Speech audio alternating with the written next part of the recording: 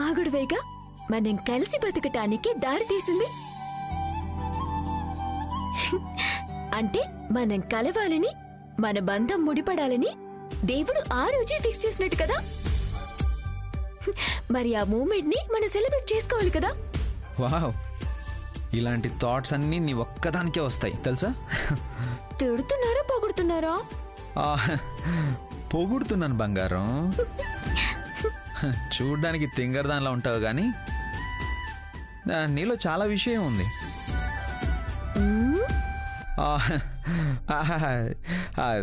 Sorry, ఫ్లోలో నిజం చెప్పేశాను. తొలి చూపులో ప్రేమ అన్నావు, ఇప్పుడేంటి అలా చూస్తున్నావు? సరదాగా అన్నాను, భార్యతో ఆ మాత్రం ఫన్ చేయొద్దా? సరే శ్రీవారు, మీరు ఫ్రెష్ అయ్యండి, నేను కేక్ తీసుకొస్తాను. ఏంటి, కేక్ కూడానా? ఆసమ్ ప్రియా.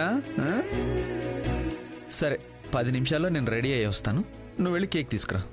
సరే శ్రీవారు.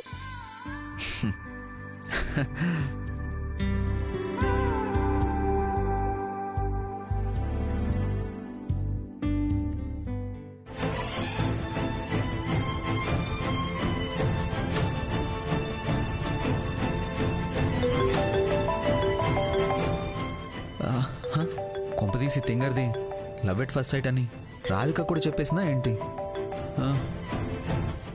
హాయ్ రాధిక, అప్పుడే మీ చెల్లిని కాల్ చేసి చెప్పేసిందా? తనకి తొందర ఎక్కువ, చిన్న విషయం కూడా చెప్పేస్తుంది.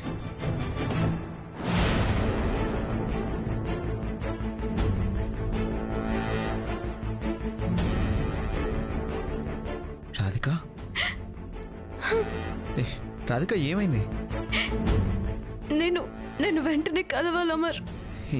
ఏమైంది రాధిక, ఇప్పుడే కలవాలా? ప్లీజ్ అమర్. సరే సరే, నేను ఇప్పుడే బయలుదేరి వస్తాను.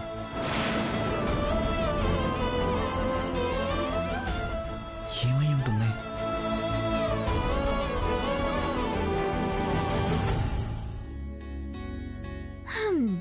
ఏమండోయ్ శ్రీవారు, కేక్ రెడీ, త్వరగా స్నానం చేసి రండి.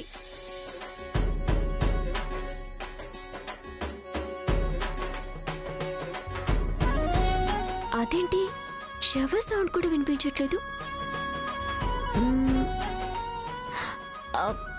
శ్రీవారు, శ్రీవారు, పలకరేంటి?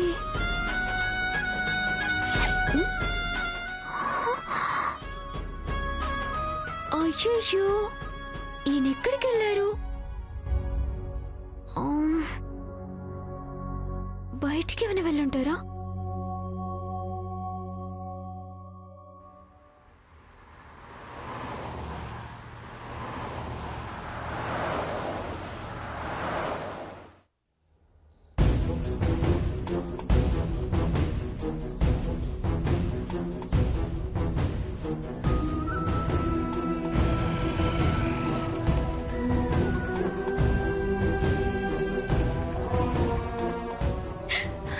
రాధిక, ఏమైంది? ఎందుకు ఏడుస్తున్నావు? ఎవరు నాకు కాల్ చేసి మన విషయాలన్నీ వాడికి తెలుసని నన్ను బ్లాక్మెయిల్ చేస్తున్నాడు అమర్.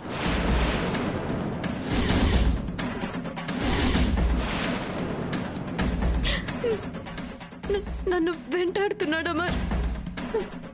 నాకేం చేయాలో అసలు తోచడం లేదు.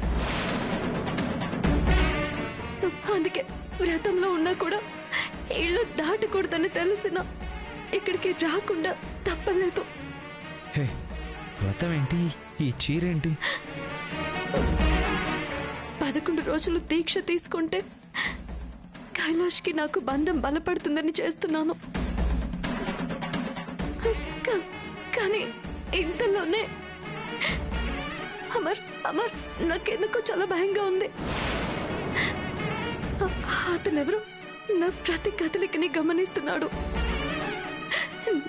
నా లైఫ్ లో జరిగిన ప్రతి విషయాన్ని వాడు చూసినట్టే చెప్తున్నాడు. ముఖ్యంగా మన విషయం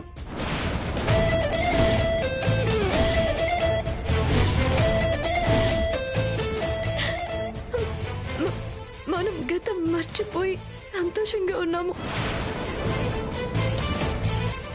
కానీ అతను ఆ గతాన్ని గుర్తు చేసి నన్ను బ్లాక్మెయిల్ చేస్తున్నాడు. అతనేమైనా నిజాన్ని బయట పెడితే ఇటు కైలాష్ అటు ప్రియా ఇద్దరు మనల్ని అపార్థం చేసుకుంటారు. మన ప్రేమ మనకి శాపంగా వెంటాడుతుందా మరి? మనం మర్చిపోయినా మనల్ని వదలడం లేదు. అంతా నా కర్మ. రాధిక ప్లీజ్, ఇలా కంగారు పడితే ఏం లాభం లేదు. అతనేం మాట్లాడాడో చెప్పు. అసలు వాడికి కాల్ చేసి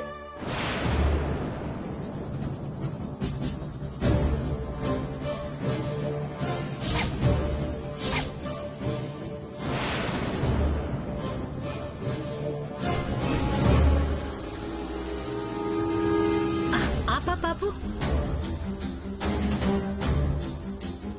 నేహా, తను మీ బ్రదరే కదా? అవును, వాడే. ఎవరితో మాట్లాడుతున్నాడు ఇంత రాత్రి? వెళ్ళి చూద్దామా? వామ్మో, ఏంటి చూసేది?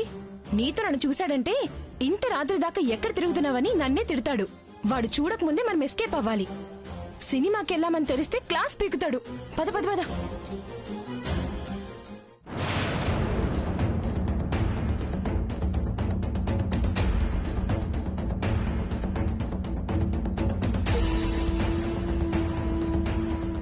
రాధిక, వాడిని గురించి అన్నీ తెలుసని మాట్లాడాడు, కానీ అది నిజం అని నిరూపించే ఆధారం ఒక్కటి కూడా వాడి దగ్గర ఉండే ఛాన్సే లేదు. లేకుండా అంత ఇన్ఫర్మేషన్ ఎలా చెప్తాడు? వాడు నిన్ను ట్యాప్ చేశాడు రాధిక. నువ్వు నన్ను ఇలా కలవాలనే తెలివిగా ప్లాన్ చేశాడు. వాడికి ఇదే ప్రూఫ్. నా ఐడియా ప్రకారం వాడిక్కడే ఎక్కడ ఉండి మనల్ని చూస్తున్నాడు.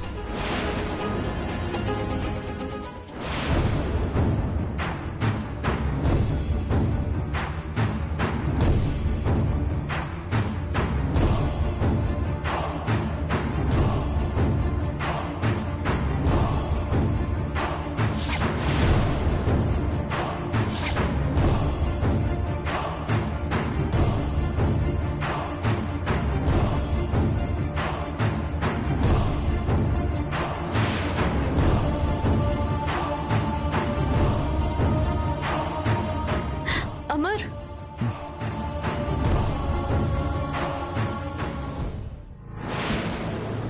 రై ఆగో, రై ఆగరా, రై రై, ఎవర్రా నువ్వు? ఎవర్రా నువ్వు?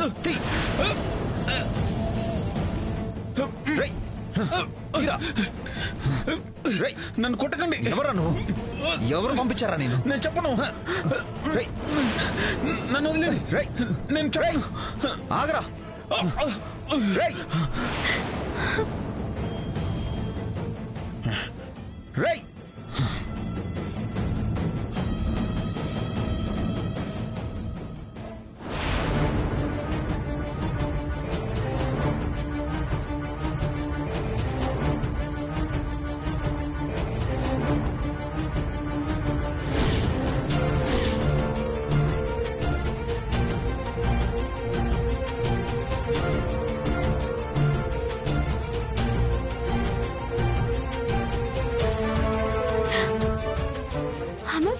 రాధిక, వాడు చాలా తెలివిగా ఉన్నాడు.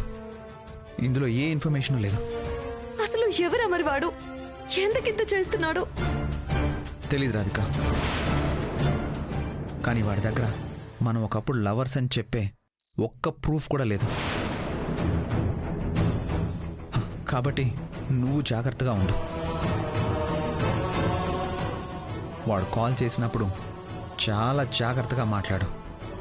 అస్సలు భయపడద్దు. నాకెందుకు భయంగా ఉందా మరి? రాధిక ప్లీజ్, నువ్వు భయపడద్దు. ఏం కాదు.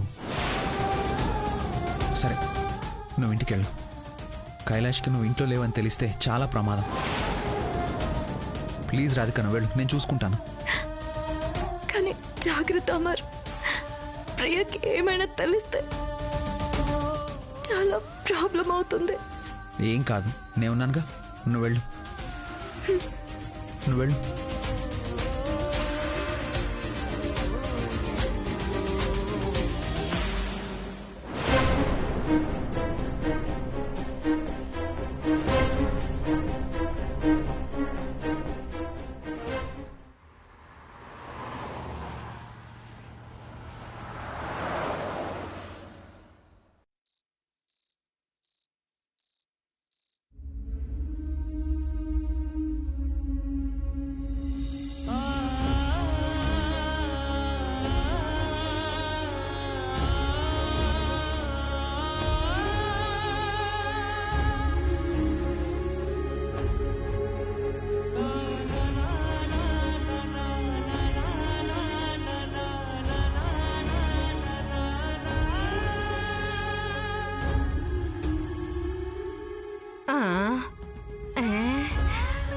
ఒక్కతే దెయ్యంలా కూర్చుందేంటి?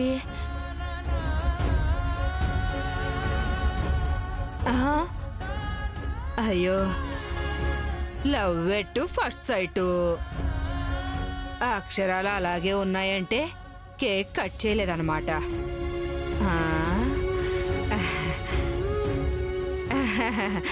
అమ్మా ప్రియా, ఏడే నీ రాజకుమారుడు? రాలేదా? వచ్చారు. మరి కనపడ్డే? ఎటు వెళ్ళిపోయారు. ఎక్కడికి తెలీదు. మరి ఈ విషయం వాడికి చెప్పలేదా? చెప్పాను. చెప్పినా వెళ్ళిపోయాడా? చెప్పిన తర్వాత చెప్పకుండా వెళ్ళిపోయాడు బామ్మ.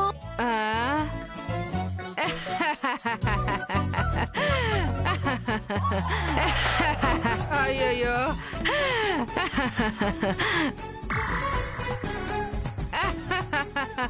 ఏంటి ఈ మాత్రం దానికే నన్ను జూకి పంపించావా? ఇంకా నేను చాలా ఊహించుకున్నాను ప్రియా. ఫస్ట్ సైట్ తో పాటు ఫస్ట్ నైట్ కూడా చేసేసుకున్నారు అనుకున్నాను. కానీ నీ మొగుడు నీకు ఎంత పెద్ద హ్యాండ్ ఇచ్చాడా? నా ప్రోగ్రామ్ సక్సెస్. జూలో జంతువులతో సర్కస్ చేయించారు. అబ్బా, సూపర్ అంటే సూపర్ అనుకో. ఎంతోడు దానికి ఎంత హడావుడి చేసావే. నేనుంటే అడ్డా నాసా. మరిప్పుడేంటే నేనుంటే వాడిని వెళ్ళించేదానా చెప్పు?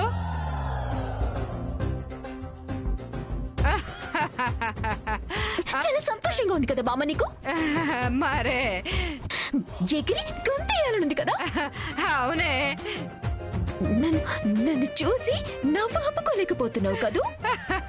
అసలు నవ్వు ఆపుకోలేకపోతున్నానే.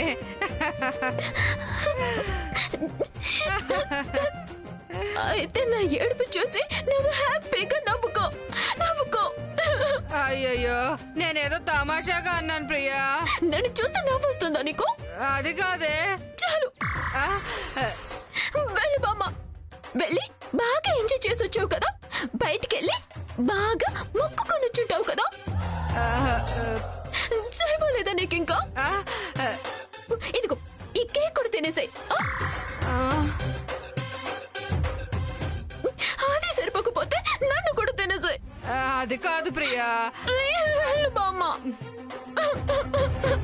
అయ్యయ్యో, అయ్యయ్యో, చచ్చా, అనవసరంగా ఓవర్ చేశానే. పాపం ఏడుస్తుంది చూడు. దీని అంతటికి కారణం వాడు. రాని వాడి సంగతి చెప్తాను.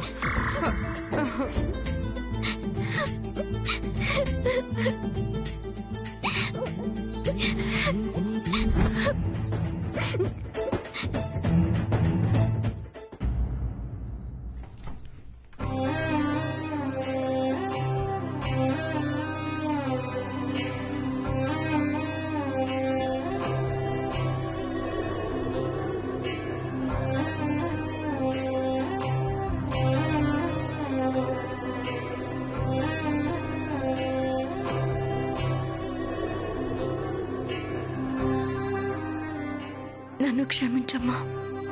వెళ్ళక తప్పలేదు. ఎందుకో నీకు తెలుసు. అంతా చూస్తూనే ఉన్నావు. దయచేసి వ్రతభంగం చేశానని కోపం తెచ్చుకోకు. నన్ను మన్నించి అర్థం చేసుకోమా.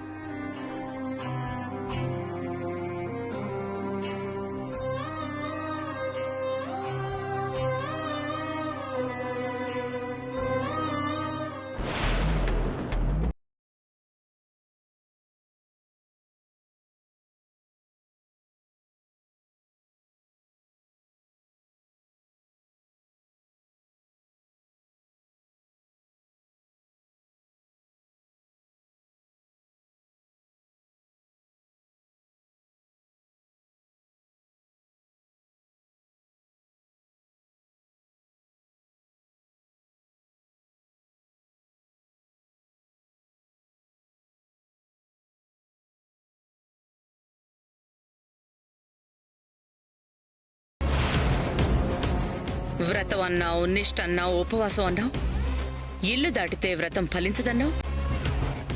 మరిదేంటి? తప్పు చేసి దైవం ముందు దేహి అని నిలబడితే సరిపోతుందనుకుంటున్నావా? మాట్లాడవేంటి?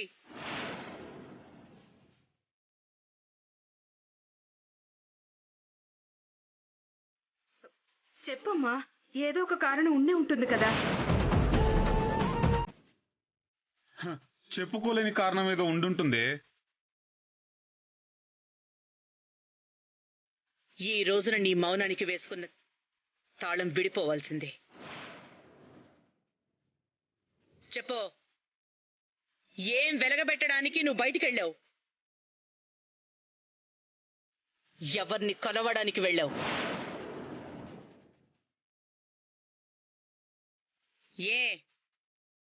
ఎందుకు రహస్యం దాస్తున్నావు మా దగ్గర? ఈ రహస్యమైనా నా మనవణ్ణి దూరం పెట్టడానికి కారణం? ఈ రహస్యమైనా విడాకుల పత్రాల మీద సంతకాలు చేయడానికి కారణం? మాట్లాడవేంటి? ఉదయం పూజ మొదలైనప్పుడు మాటకి మాట సమాధానం ఇచ్చావు కదా, ఇప్పుడేమైంది ఆ తెగింపు? ఏ విషయమైనా అర్థమయ్యేలా చెప్తారు, ఏ విషయాన్నైనా అర్థం చేసుకుంటారు. ఇలా చిలక పలుకులు పలికావు కదా, చెప్పు, నీ చేష్టల్ని ఎలా అర్థం చేసుకోవాలి? వ్రతం పేరుతో శోభనాన్ని వాయిదా వేయించి ఇప్పుడు ఆ వ్రతాన్ని భంగం చేస్తుంటే ఎలా ఎలా వినాలి? నీ మీద ఎలా నమ్మకం కలుగుతుంది నాకు? ఏ నమ్మకంతో కైలాస్ జీవితం బాగుంటుందని ఆశపడాలి నేను? చెప్పు.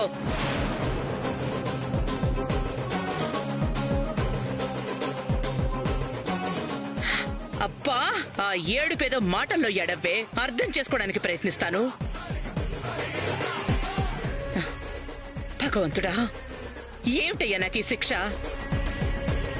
ఈ మనిషికి సమస్య ఉందనుకోవాలా, ఈ మనిషే సమస్య అనుకోవాలా? నువ్వైనా చెప్పు తండ్రి, నువ్వైనా చెప్పు.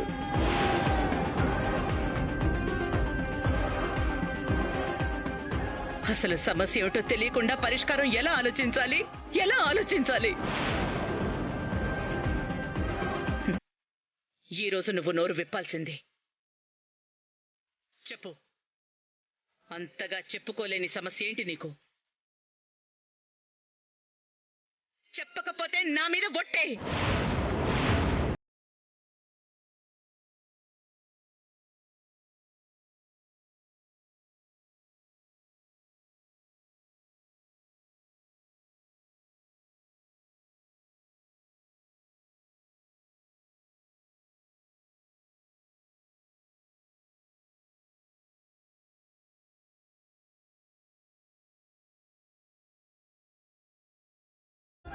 అలా చూడుకో, చూడుకో.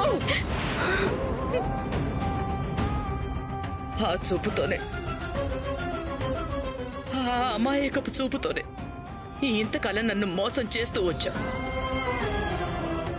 నన్నే కాదు, నా మనవణ్ణి కూడా మోసం చేస్తూ వచ్చావు. లేదు, ఇక నేను మోసపోలేను. నిజమేంటో నీ భయం ఏంటో తెలుసుకుని తీరాల్సిందే.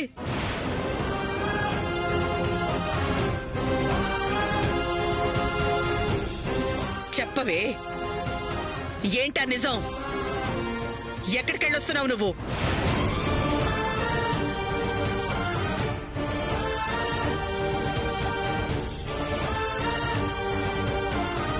ఇలా అడగడానికి నాకు మనసు రావడం లేదు రాధిక, కానీ అడగాల్సిన పరిస్థితి తెచ్చావు.